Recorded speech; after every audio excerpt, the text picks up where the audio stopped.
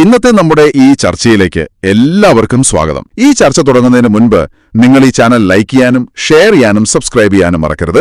നിങ്ങളുടെ പിന്തുണ ഞങ്ങൾക്ക് വളരെ പ്രധാനപ്പെട്ടതാണ്. അപ്പോൾ ശരി, നമുക്ക് വിഷയത്തിലേക്ക് കടക്കാം. എന്റെ പ്രിയ കൂട്ടുകാരൻ, സുന്നത്ത് ജമാഅത്തിന്റെ കാര്യങ്ങളിൽ അൽഹംദുലില്ലാഹ് സജീവമായി അവിടുത്തെ സമയങ്ങൾ ദീനിന് വേണ്ടി ചെലവഴിക്കുന്ന ഒരു വ്യക്തിത്വമാണ്. അതുകൊണ്ട് എന്റെ പ്രിയപ്പെട്ട മുഅ്മിനീങ്ങളോട് മുഅ്മിനാത്തുകളോട് ഓർമ്മപ്പെടുത്തുന്നു, നമ്മളാൽ കഴിയുന്ന ഒരു ചെറിയ സഹായം അക്കൗണ്ടിലേക്ക് നിങ്ങൾ എത്തിച്ചു കൊടുക്കണം. നിങ്ങൾ നൽകുന്ന സ്വാലിഹായ സ്വദഖ അല്ലാഹു നാളെ ദുനിയാവിലും ആഖിറത്തിലും വലിയ ഫലമുള്ള സ്വദഖയായി അല്ലാഹു കബൂൽ ചെയ്യട്ടെ. കള്ള മുനാഫിഖാൻ, ഈ കളിയൊക്കെ നിർത്തണം. നിങ്ങൾ മാനമര്യാദയ്ക്ക് ജീവിക്കണം. ഇതാണോ എന്റെ പണി? ഇതാണോ എന്റെ പണി? മഹല്ലുകൾ നശിപ്പിക്കുന്ന പണി നിർത്തിക്കോളി. ഇല്ലെങ്കിൽ നിങ്ങൾ വലിയ തങ്ങളാണ്, മൂത്താപ്പയാണെന്ന് ഞാൻ നോക്കൂല. ഇവിടെ മഹല്ല് നശിക്കും. ഈ നിരക്കട് പോയാൽ മഹലിപ്പ തന്നെ തല്ലു തുടങ്ങി. നിങ്ങൾ വിചാരിക്കണം നിങ്ങൾ താങ്കളെ ഞങ്ങൾ ഔലിയപ്പാപ്പ ഇന്നത്തെ മൊയ്തീൻ ശിഖാണ് റഹ്മത്തുള്ളാഹി, നിങ്ങൾ രോമത്തിന് വില ഉണ്ടാവില്ല. നിങ്ങൾ ഈ മഹല്ല് നശിപ്പിക്കാൻ നടക്കണം. നിങ്ങൾ പാവാണ്. നിങ്ങളെ പിന്നാലെ കുറച്ച് ആളുകൾ കൂടിയിട്ടുണ്ട്. ഓരോ ലക്ഷ്യം വേറെയാണ്. നിങ്ങൾ പാവങ്ങളാണ്. പക്ഷെ നിങ്ങൾ പാവങ്ങളാന്ന് റഹ്മത്ത് നോക്കൂല. നിങ്ങൾ തങ്ങളല്ല, അതിന്റെ ഔലിയാണ്. കോജണി രോമത്തിനാണ് വില നോക്കൂല നിങ്ങൾ. കാരണം നിങ്ങളെ വെച്ചിട്ട് മറ്റൊരു പേര് തങ്ങളാണെങ്കിലും നിങ്ങളെ മകനെ അറക്കാൻ വരുന്ന നേരത്തെ തങ്ങൾ പാപ്പല്ലേ, തങ്ങളെ കയ്യിലല്ലേ കത്തി നിറഞ്ഞിരിക്കണം. നിങ്ങൾക്ക് കൊടുക്കേണ്ട കണ്ടു കൊടുക്കൂലേ? പിന്നെ മാപ്പ് പറയും തങ്ങളെ അന്നത്തെ തള്ളി നിർബന്ധമായിട്ട് അവിടെ അടി നിർബന്ധമില്ല. ആ കത്തി നിങ്ങൾ കുട്ടിയെ മരിക്കൊല്ലൂല. നോക്കിക്കോ. സമുദായ ശരീരം കയറി മുറിക്കപ്പെടാനാണ് ചില ആളുകൾ പ്രത്യേകം നൈവർ നിരപരാധികൾ. എന്താ കാരണം? ഇവർക്ക് ദുനിയാവ് എന്താന്ന് ആഖിറ എന്താന്ന് അറിയില്ല. ഇവർ വിചാരിച്ചവർക്ക് ആഖിറ, ഇവർക്ക് ചൂക്കും അറിയില്ല, ഇവർക്ക് പടച്ചവനെ അറിയില്ല, ഒരു തങ്ങളെന്നെ അള്ളാനെ അറിയില്ല, റസൂലിനെ അറിയില്ല, ദീനും അറിയില്ല. അതിന്റെ പേരിൽ പൈസ ഉണ്ടാക്കാൻ അറിയുള്ളൂ. മലബാറിലെ മഹല്ലുകൾ പൊളിയാൻ പോവുകയാണ് ഈ നിരക്ക് കയറൂരി വിട്ടാൽ. ഈ ബാത്തിലിനെ കയറൂരി വിട്ടാൽ അതിൽ ഈ സാധുക്കളെ പറ്റിക്കാണ്. അവര് പാവങ്ങളാണ്, അവരെ ചതിക്കുക, അവരൊക്കെ അനുഭവിക്കേണ്ടി വരും. അത് ദുനിയാവിലും അറിയും, ആഖിറത്തിലും അറിയും. എന്നിട്ട് അതിന് കുറച്ച് ആളുകൾ കുറച്ച് മൂല്യന്മാർ തലയിൽ കെട്ടി ഒപ്പിച്ച പറയാ. മൂല്യന്മാർക്ക് എന്താ ആവശ്യം? ഇതിനനുസരിച്ച് ഒപ്പിച്ചിട്ടുണ്ട് കുറച്ച് മൂല്യന്മാരുണ്ട്. ഒരിക്കൽ എന്താ ആവശ്യം? സ്ഥാനമാനം, പണം. 70,000 കിതാബ് ഫത്വ കൊടുക്കാനാണ്. ഫത്വ കൊടുക്കണോലെന്നെ അൽക്കാളിയാനി. പിന്നെ 3 കാളിമാരിൽ 2 കാളി നരകത്തിലാണ് മുത്തു മുഹമ്മദ് മുസ്തഫ. പുറത്തു പറയണ്ട. 3 കാളിമാരിൽ 2 കാളിയും നരകത്തിലാണ്. അള്ളാഹു നമ്മളെ കാത്ത് രക്ഷിക്കട്ടെ. അങ്ങനെ ഉണ്ടാവും. കാളി നരകത്തിലാവും, കാളിന്റെ നാട്ടിലുണ്ടാവും, അലിപ്പറിയാത്ത സ്വർഗത്തിലാവും. എന്റെ അതിക്ക് നീതിയില്ല. അതാ പ്രശ്നം. ഇവിടെയൊക്കെ പേച്ചതാണ്. അതൊക്കെ നേരാക്കി കൊണ്ടുവരണം. അള്ളാഹു നമ്മളെ കാത്ത് രക്ഷിക്കട്ടെ. ദീനാണ് അടിസ്ഥാനം. അള്ളാഹു നമ്മൾ അഭിമുഖീകരിക്കുക. ഇന്നാലിന്നെ തങ്ങളെ കയ്യെ മുത്തിയോ, ഇന്നാലിന്നെ തങ്ങളെ കാലിക്കൽ വീണോ, ഇതല്ല സിറാത്ത് പാൽ. അള്ളാഹിന്റെ കോടതി ചോദിക്കുക, ദീൻ എങ്ങനെയാണ്, ദീനിനെ നീ എങ്ങനെ കണക്കാക്കി, അതാ ചോദിക്കുക. അള്ളാഹു ആ ദിവസം നല്ല വാക്ക് പറയാൻ നമുക്ക് തൗഫീക്ക് തരട്ടെ. അത്രയേ ഉള്ളൂ. മറ്റൊക്കെ നല്ലതല്ലേ? നല്ലതാണെങ്കിൽ നല്ലതാണ്. തങ്ങളെ കാൽമക്ക് വീണിട്ട് കാലിൻ്റെ ചെരുപ്പ് എൻ്റെ നാവ് കൊണ്ട് നക്കി കൊടുത്തു, നല്ലതല്ലേ? ദീനുണ്ടെങ്കിൽ നല്ലതാണ്, ദീനില്ലെങ്കിൽ എന്താ അതിന് വില? ഒക്കെ നല്ല കാര്യം. ഇതിനൊന്നും ഇവിടെ ഒരു വിരോധമല്ല. അതൊന്നുമല്ല. തങ്ങളെ കാലുമത്തെ ഷൂജ് നാവുകൊണ്ട് പോളിഷ് ചെയ്ത് കൊടുത്തോളാം, ഇതൊന്നും വിരോധമല്ല. പക്ഷെ എന്ത് വേണം? ഇപ്പറഞ്ഞ തങ്ങൾക്കും നിനക്കും ദീന് വേണം. ഇംതിസാലു അവാമിരില്ലാഹി വജ്തിനാബു നവാഹി, അത് വേണം. ഇല്ലെങ്കിൽ അതിനൊന്നും യുദ്ധ വലിയില്ല. ഇവരെ യഥേഷ്ടം കയറൂരി വിടുക. എനിക്കവരോട് ഒരു വിരോധമല്ല. ലീഗിനോട്, ലീഗ് ഈ രാജ്യത്ത് വേണമെന്ന് ആരെക്കാൾ കുതിരശക്തിയിൽ വാദിക്കുന്ന ഒരാളാണ് ഞാൻ. പക്ഷേ വഹാബിയത്ത് പ്രചരിപ്പിക്കാനാണ് ഇന്ന് ലീഗ് പലപ്പോഴും പണിയെടുക്കുന്നത്. അത് നിർത്താൻ നിങ്ങൾക്ക് കഴിഞ്ഞിട്ടില്ലെങ്കിൽ എന്റെ നാവുകൊണ്ട് നിങ്ങളെ പണി ഞാൻ തീർക്കും. അതേ സമയത്ത് ഇവിടെ ആവശ്യമുള്ള സാധനമാണത്. അതിന്റെ പണി അതെടുക്കണം, ഇതിന്റെ പണി ഇതെടുക്കണം. മോലിയുടെ പണി മോലിയെടുക്കണം. വഹാബിയുടെ പണി വഹാബി എടുക്കുന്നുണ്ട്. മുസ്ലിയാരുടെ പണി മുസ്ലിയാർ എടുക്കണം. ലീഗിന്റെ പണി ലീഗ് എടുക്കണം. ഈ ഇന്ത്യൻ യൂണിയൻ മുസ്ലിം ലീഗ് എന്ന സാധനത്തിന്റെ ചെലവിലും ഒത്താശയിലും മാത്രമാണ് കേരളത്തിൽ വഹാബിസം പ്രചരിച്ചിട്ടുള്ളത്. ഇതൊക്കെ ആഴത്തിൽ പഠിച്ചാൽ നമുക്ക് കൃത്യമായി മനസ്സിലാക്കും. യാതൊരു സംശയവുമില്ല.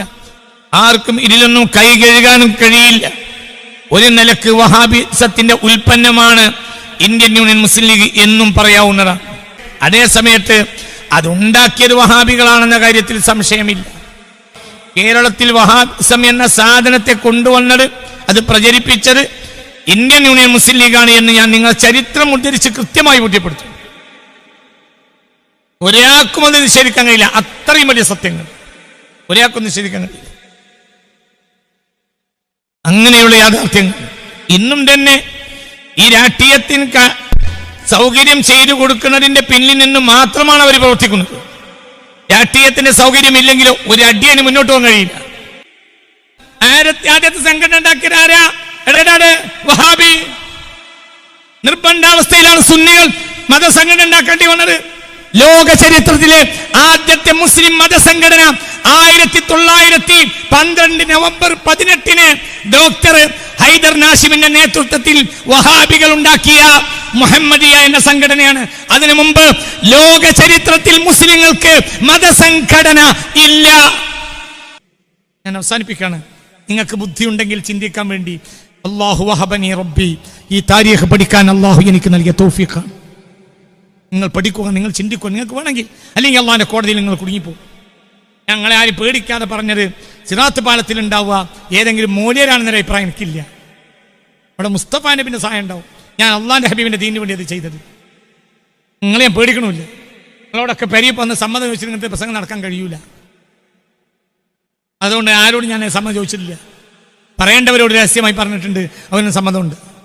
അത് സാലിഹ്യങ്ങളാണ്, അത് സുന്നികളാണ്. ഇത്രേ ആവശ്യമുള്ളൂ. അതൊക്കെ ഭംഗ്യന്തരാണ്. ഈ സമ്മതം ചോദിച്ചാലും ഭംഗ്യന്തരാണ്.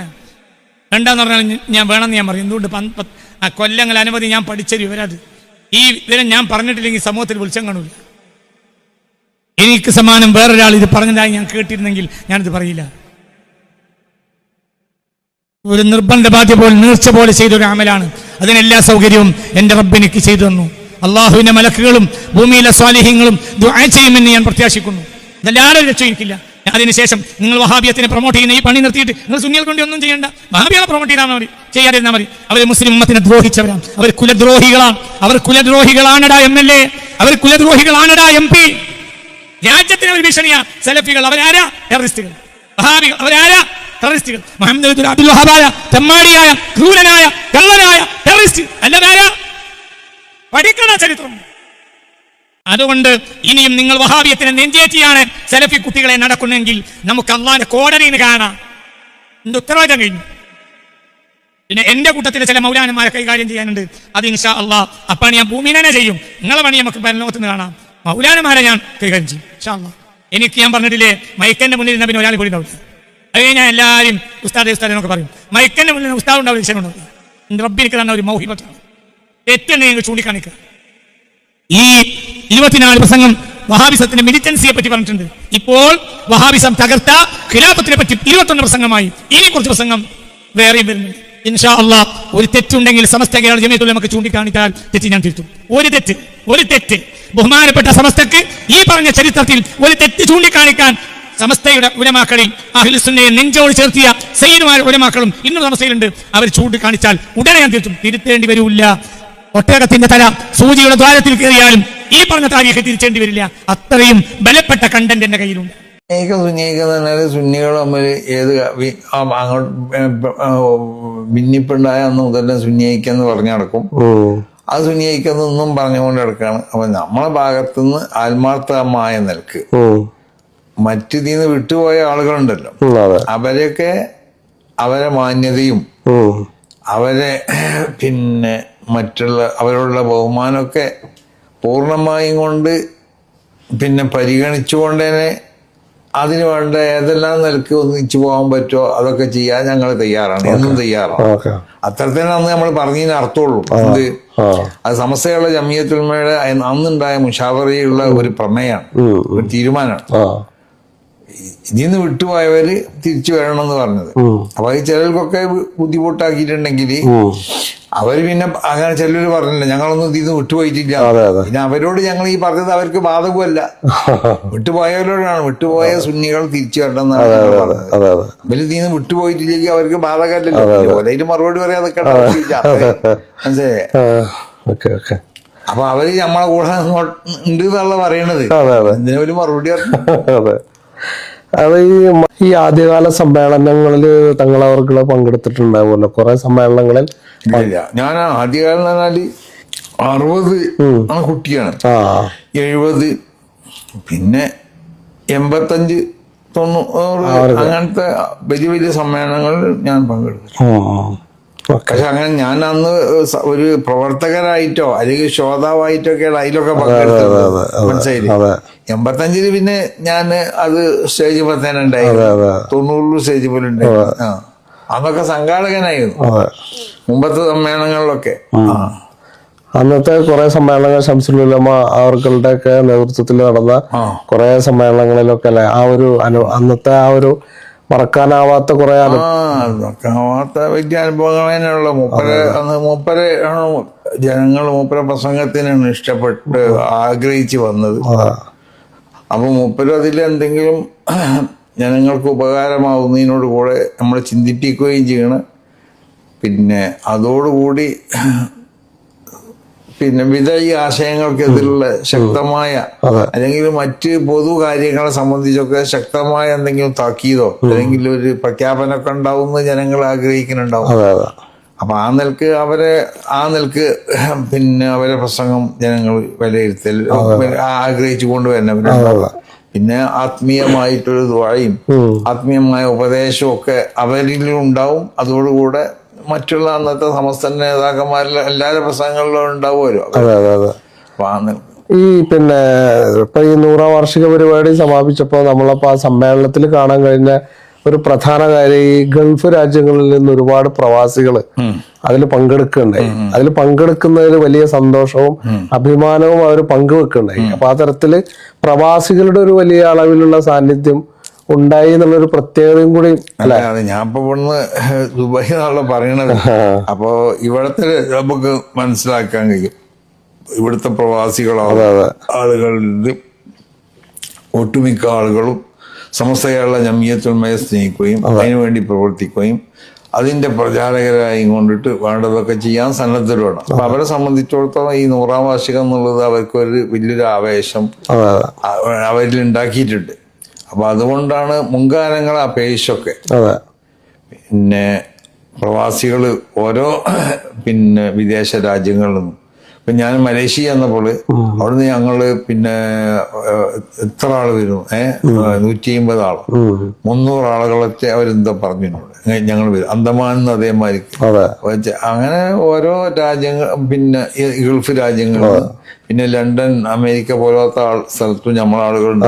അവരിന്നൊക്കെ അവരെ ആ പ്രാതിനിധ്യം അനുസരിച്ചൊക്കെ എല്ലാവരും പങ്കെടുക്കും. അപ്പൊ അത് പിന്നെ പൊതുവെ സംഘടനയോടുള്ളൊരു മതിപ്പും ബഹുമാനവും സംഘടനയിലുള്ള ഒരു വിശ്വാസം അതിന്റെ പ്രവർത്തനത്തിലുള്ള ഒരു പിന്നെ മറ്റുള്ള ഒരു ഗുണമുണ്ടല്ലോ അത് ജനങ്ങൾ ഉൾക്കൊണ്ടതുകൊണ്ടിട്ട് ജനങ്ങൾക്കൊക്കെ അത് വിജയിപ്പിക്കണം വരണമെന്നത് നമ്മളെ സംഘടനയാണ്. സംഭവമാക്കണം, ഇത് കാണണം എന്നൊക്കെ ആഗ്രഹിക്കുന്നവരുണ്ടാവും. അപ്പൊ എന്നോട് ഇവിടെ പല പ്രവാസികളും പറഞ്ഞിട്ടുണ്ട്. ജോലി അവർ ഇതുവരെ പറഞ്ഞു, ചിലർ പറഞ്ഞു ഞങ്ങൾ 2 ദിവസത്തെ ലീവിന് വന്നത്. 2 ദിവസത്തെ ലീവിന് വന്നപ്പോ പിറ്റേന്ന് ജോലിക്ക് കയറണം. അപ്പൊ ഞങ്ങള് പിറ്റേന്ന് അവിടുന്ന് എങ്ങനെ ഇങ്ങോട്ട് പിന്നെ എയർപോർട്ടിലേക്ക് എത്തി ചേരാന്നുള്ളത് പേടിച്ച് വന്നപ്പോ പ്ലെയിൻ 1/2 മണിക്കൂറൊക്കെ ലേറ്റ് ആയിരുന്നു. അങ്ങനെ പലർക്കും ഉണ്ടായ അനുഭവങ്ങൾ അങ്ങനെയാണ്.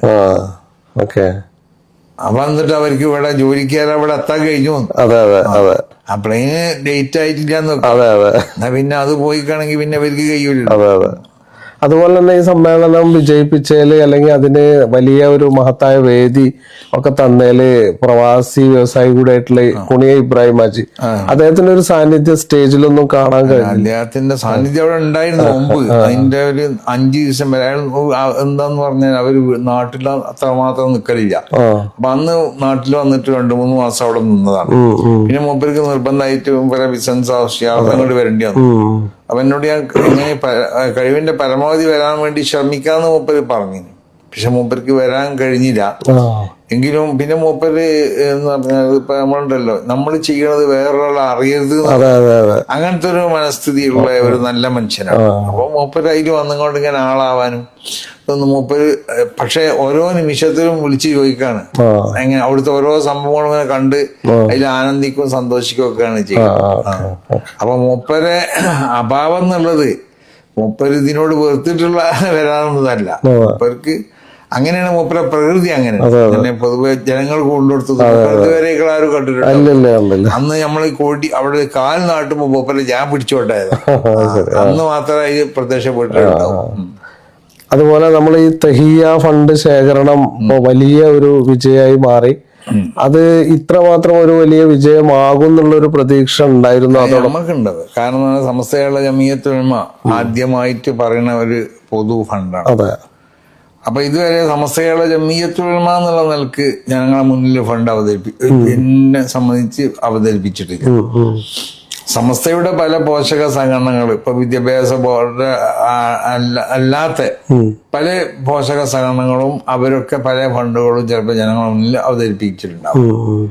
പിന്നെ അപ്പൊ സമസ്തകളുടെ ജമിയത്തുൽ ഉലമയും സമസ്തന്റെ വിദ്യാഭ്യാസ ബോർഡൊന്നും ജനങ്ങളുടെ മുന്നിൽ ഇതുവരെ ഒരു പൊതു ഫണ്ടിന് വേണ്ടി ആഹ്വാനം ചെയ്തിട്ടില്ല. അപ്പൊ നമ്മൾ ഈ 100ാം വാർഷികത്തോടനുബന്ധിച്ച് 10 പദ്ധതികൾ പറഞ്ഞല്ലോ. ആ പദ്ധതികൾ മുന്നിൽ വെച്ചുകൊണ്ട് സമസ്തകളുടെ ജമിയത്തുൽ ഉലമയുടെ നേതാക്കന്മാരും മറ്റു ബന്ധപ്പെട്ടവരും ആഹ്വാനം ചെയ്തപ്പോൾ ജനങ്ങൾ അതിനെ സ്വീകരിക്കും എന്നുള്ളത് ഞങ്ങൾക്ക് ഉറപ്പാണ്. അപ്പൊ നമ്മളത് പിന്നെ ഒരു 50-100 പ്രതീക്ഷിച്ചില്ലെങ്കിലും 50-ഓളത്തുനിന്നൊക്കെ ഞങ്ങൾ പ്രതീക്ഷിച്ച വരെയാണ്. അപ്പൊ ആ നിലക്ക് അത് ജനങ്ങൾ അതിനെ അംഗീകരിച്ചു. ജനങ്ങൾ സമസ്തയുടെ ആഹ്വാനം സ്വീകരിച്ചു. അതിന്റെ ഫലമായിട്ട് ആ ഫണ്ട് വിജയിക്കുമെന്ന് ഞങ്ങൾക്ക് ഉറപ്പുണ്ട്. അത് വിജയിച്ചിട്ടുണ്ട്. അത്രേ ഉള്ളൂ. അതുപോലെ ഈ മതവിദ്യാഭ്യാസ രംഗത്ത് പിന്നെ സമസ്ത നടപ്പിലാക്കി വരുന്ന പദ്ധതികളുണ്ടല്ലോ. അപ്പൊ അതിന് എന്തൊക്കെയാണ് ഇങ്ങനെ ആ ഒരു പദ്ധതികളെ സംബന്ധിച്ച് പറയാം? അതായത് ഇപ്പൊ ഈ ഇതിനോടനുബന്ധിച്ചുകൊണ്ടിട്ട് ഉദ്ദേശിക്കുന്ന 10 പദ്ധതികൾ എല്ലാവർക്കും അറിയാം. പലവട്ടം ഞാൻ പറഞ്ഞു. അപ്പൊ അത് ഒന്ന് ശക്തിപ്പെടുത്തും. ഇപ്പൊ ഈ ഇനിയിപ്പൊ നോമ്പല്ലേ കഴിഞ്ഞതിന് ശേഷം മുഷാവറ അംഗങ്ങളും മറ്റു വേണ്ടപ്പെട്ടവരും വിദ്യാഭ്യാസ ബോർഡ് എല്ലാവരും ഒന്ന് ഇരുന്നിട്ട് ഇതെങ്ങനെ എന്തൊക്കെയാണ് നമ്മൾ ചെയ്യേണ്ടത്, നമ്മൾ ഈ പദ്ധതികളൊക്കെ എങ്ങനെയാണ് നടപ്പിൽ ഓരോ പദ്ധതിക്ക് എത്ര നീക്കി വെക്കണം എന്നൊക്കെ അതിനെപ്പറ്റി പഠിച്ചിട്ട് വളരെ ശാസ്ത്രീയമായ നിലക്കുള്ള ഒരു സംവിധാനം കാണും. അപ്പോ അത് അതിന് ശേഷം ചെയ്യും. അതോടൊപ്പം ഈ സമസ്തനെ പറ്റി പറയുമ്പോൾ ഈ സമസ്ത ഒരു മതസംഘടനയാണല്ലോ. നമ്മളെ മുസ്ലിങ്ങളുടെ ഒരു വിദ്യാഭ്യാസ മുന്നേറ്റത്തിന് സാംസ്കാരിക അവരെ ഈമാൻ രക്ഷിക്കുന്ന സംഘടനയാണ്. അപ്പൊ ഈ രാഷ്ട്രീയ കാര്യങ്ങളൊക്കെ പറയേണ്ടി വരുന്ന സന്ദർഭങ്ങൾ വരുമ്പോ അതിൽ സ്വീകരിക്കുന്ന ഒരു മാനദണ്ഡം എന്താണ് എന്നുള്ള? അതായത് ഞാൻ മുമ്പ് സമസ്തകളുടെ ജമിയത്തുൽ ഉലമ രാഷ്ട്രീയ കാര്യങ്ങളിലൊന്നും അങ്ങനെ ഇടപെടാറില്ല. അത് നമ്മളെ മേഖലയല്ല. അപ്പൊ ആര് എവിടെ മത്സരിക്കണം എന്നുള്ളത് നമ്മൾ ഉദ്ദേശിക്കില്ല. അത് ഓരോ പാർട്ടിക്കും ആ പാർട്ടിയിൽ വിജയസാധ്യതയുള്ള ആളുകളെ നിർത്താം.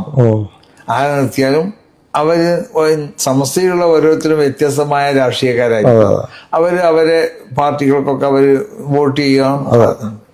പക്ഷെ സമസ്തകളുടെ ജമിയത്തുൽ ഉലമ പിന്നെ രാഷ്ട്രീയമായിട്ട് പിന്നെ എന്താ പറയാന്നല്ലേ നിങ്ങൾ ചോദിച്ചു. അതിന്റെ ഒരു അവസരം വരുമ്പോൾ നമ്മൾക്കൊരു മാനദണ്ഡമുണ്ട്. എന്താന്ന് പറഞ്ഞാല് ഒരു നിലപാടുണ്ട്. ഇവിടുത്തെ ന്യൂനപക്ഷ അടക്കമുള്ള മുസ്ലിങ്ങൾ അടക്കമുള്ള ന്യൂനപക്ഷങ്ങൾ, ആ ന്യൂനപക്ഷങ്ങളെ അവകാശങ്ങളൊക്കെ ഭരണഘടന അനുവദിച്ചു തന്നതാണ്. അതുപോലെ തന്നെ ഇവിടെ ന്യൂനപക്ഷ അല്ലാത്ത ഇന്ത്യയിലുള്ള മറ്റു ജനങ്ങൾ. അപ്പൊ ഈ രണ്ട് എന്ന് പറഞ്ഞാൽ ഇന്ത്യയിൽ മൊത്തത്തിലുള്ള ജനങ്ങൾക്ക് യാതൊരു നിലക്കുള്ള പോർലും ഏൽക്കാതെ അവരുടെയൊക്കെ അവകാശങ്ങളും അവരുടെ ആവശ്യങ്ങളും ഒക്കെ പരിഗണിച്ചുകൊണ്ടിട്ട് അതിനുവേണ്ടി, അതായത് ഇന്ത്യൻ മതേതരത്വം, ഇന്ത്യയിൽ ഈ നടന്നു പോകുന്ന പാരമ്പര്യം, ഇന്ത്യൻ ഭരണഘടനയൊക്കെ അത് വിശ്വാസിക്കണ നിലക്ക് ഇവിടുത്തെ മതമൈത്രി, ഇവിടുത്തെ മനുഷ്യ സ്നേഹം, ഇതിനൊന്നും പോർലേൽക്കാത്ത പ്രവർത്തനങ്ങൾ, ആ പ്രവർത്തനങ്ങൾക്ക് നേതൃത്വം കൊടുക്കുകയും അത് തെരഞ്ഞെടുപ്പ് പത്രികയിൽ പിന്നെ രേഖപ്പെടുത്തിയതാവുന്ന രാഷ്ട്രീയ പാർട്ടികളൊക്കെ ഉണ്ടല്ലോ. അപ്പൊ അവർക്കൊക്കെ അതിൻ്റെ ഒരു പ്രത്യേക ഘട്ടം വരുമ്പോൾ അവരെ സഹായിക്കണം, അവർക്ക് വേണ്ടി അവരെ ശക്തിപ്പെടുത്തണം എന്നൊക്കെ ചിലപ്പോൾ പറയേണ്ടി വരും. അല്ലാതെ വേറെ ഒരു പ്രത്യേകമായി ഒരു പാർട്ടിയോട് ഒട്ടിയെന്നുകൊണ്ടുള്ള ഒരു പ്രത്യേക ഒരു പരിപാടികളൊന്നും സമസ്ത ജംഇയ്യത്തുൽ-ഉലമയുടെ നിലപാടപ്പെട്ടത്. അതെ അതെ. പിന്നെ അതോടൊപ്പം നമുക്ക് ചിന്തിക്കുമ്പോൾ ഈ പിന്നെ സുന്നി ഐക്യത്തെ കുറിച്ചിട്ടുള്ള ഒരുപാട് കാര്യങ്ങൾ ഇപ്പം വാർത്തകളിൽ നിറയുന്നു. കേരളത്തിലെ സുന്നി ഐക്യം 100ാം വാർഷിക വേദിയിൽ, പ്രഭാഷണ വേദിയിൽ ഒരു ചൂടേറിയ ചർച്ച എന്നുള്ള രീതിയിലൊക്കെ ആളുകൾ അതെടുത്ത് ഉദ്ധരിക്കുന്നുണ്ട്. അപ്പൊ ഇനി തുടർന്നുള്ള സമസ്തയുടെ നീക്കങ്ങൾ എന്താണ് ആ വിഷയത്തിലുള്ളത്? അതിപ്പോ സുന്നിയായിക്കം പറഞ്ഞാല് സുന്നികൾ തമ്മിൽ ഏത് അങ്ങോട്ട് ഭിന്നിപ്പുണ്ടായ അന്ന് മുതൽ സുന്നിയായിക്കം എന്ന് പറഞ്ഞു നടക്കും. അത് സുന്നിയായിക്കം ഒന്നും പറഞ്ഞുകൊണ്ട് നടക്കുകയാണ്. അപ്പൊ നമ്മളെ ഭാഗത്തുനിന്ന് ആത്മാർത്ഥമായ നിലക്ക് മറ്റിതിന്ന് വിട്ടുപോയ ആളുകളുണ്ടല്ലോ, അവരെയൊക്കെ അവരെ മാന്യതയും അവരെ പിന്നെ മറ്റുള്ള അവരോടുള്ള ബഹുമാനമൊക്കെ പൂർണ്ണമായും കൊണ്ട് പിന്നെ പരിഗണിച്ചുകൊണ്ട് തന്നെ അതിന് വേണ്ട ഏതെല്ലാം നിലക്ക് ഒന്നിച്ചു പോകാൻ പറ്റുമോ അതൊക്കെ ചെയ്യാൻ ഞങ്ങൾ തയ്യാറാണ്, എന്നും തയ്യാറാണ്. അത്തരത്തിലാണ് അന്ന് നമ്മൾ പറഞ്ഞതിന് അർത്ഥമുള്ളൂ. അത് സമസ്തയുള്ള ജംഇയ്യത്തുൽ-ഉലമയുടെ അന്നുണ്ടായ മുശാവറയുള്ള ഒരു പ്രമേയമാണ്, ഒരു തീരുമാനമാണ്. ഇതിന്ന് വിട്ടുപോയവര് തിരിച്ചു വരണമെന്ന് പറഞ്ഞത്. അപ്പൊ ഈ ചിലർക്കൊക്കെ ബുദ്ധിമുട്ടാക്കിയിട്ടുണ്ടെങ്കിൽ അവര് പിന്നെ അങ്ങനെ ചിലര് പറഞ്ഞില്ല ഞങ്ങളൊന്നും ഇതിന്ന് വിട്ടുപോയിട്ടില്ല. പിന്നെ അവരോട് ഞങ്ങൾ ഈ പറഞ്ഞത് അവർക്ക് ബാധകമല്ല, വിട്ടുപോയവരോടാണ്. വിട്ടുപോയ സുന്നികൾ തിരിച്ചു വരണമെന്നാണ് പറഞ്ഞത്. ഇവര് ഇതിന്ന് വിട്ടുപോയിട്ടില്ലെങ്കിൽ അവർക്ക് ബാധകമല്ലല്ലോ. അതിന് മറുപടി പറയാതൊക്കെ മനസ്സിലായേ? അപ്പൊ അവര് നമ്മളെ കൂടെ ഉണ്ട് എന്നുള്ള പറയണത്. എന്തിനാ ഒരു മറുപടി പറഞ്ഞു? അത് ഈ മതവിദ്യാഭ്യാസ രംഗത്ത് ഇപ്പൊ ഈ പിന്നെ സമസ്ത ഈ നടപ്പാക്കുന്ന ഇപ്പൊ പദ്ധതികളൊക്കെ ഉണ്ടല്ലോ, ഇപ്പൊ SNDC പോലുള്ള. അതെ അതെ. അപ്പൊ അതിന്റെ പുതിയ കാലഘട്ടത്തിനനുസരിച്ചിട്ടുള്ള ദേശീയ വിദ്യാഭ്യാസ നയവും അത് ഞാൻ പറഞ്ഞല്ലോ. പിന്നെ കാലഘട്ടത്തിനോട് അനുയോജ്യമായ വിശുദ്ധ ശരീഅത്തിനോട് എതിരല്ലാത്ത ഏതെല്ലാം പുതിയ പിന്നെ ടെക്നോളജികളും മറ്റുണ്ടോ അതൊക്കെ ഉപയോഗപ്പെടുത്തിക്കൊണ്ട് രണ്ട് വിദ്യാഭ്യാസവും അത് പിന്നെ അഭിവൃദ്ധിയിലേക്ക് കൊണ്ടുപോകാന്നുള്ളത് സമസ്തന്റെ ഏറ്റവും ന്യൂനതമായ ശൈലിയിലാണ് റസൂലുള്ളാഹിക്ക് ജിബ്രീൽ പഠിപ്പിച്ചത്. എന്ന് പറഞ്ഞാൽ ഒരു ആയത്ത് ഓതി കേൾപ്പിക്കുമ്പോൾ ആ ആയത്ത് മാത്രമല്ല കേൾപ്പിക്കപ്പെടുന്നത്, ആ ആയത്തിനോട് ബന്ധപ്പെട്ട സർവ്വ ചർച്ചകളും ആ നിമിഷത്തിൽ കേൾപ്പിക്കപ്പെടുകയാണ്. അതാണ് ഏറ്റവും പുതിയ ടെക്നോളജി എന്നത്. അത് നബി ഉൾക്കൊള്ളുകയാണ് ചെയ്യുന്നത്. അന്നിലക്കുള്ള അപ്പൊ ഏതെല്ലാം അതൊരു പുതിയ ടെക്നോളജിയാണ്. ഇപ്പൊ നമ്മളോട് എത്തിയിട്ടില്ല, എത്തുകയും ചെയ്യുന്നത് എനിക്കറിയില്ല.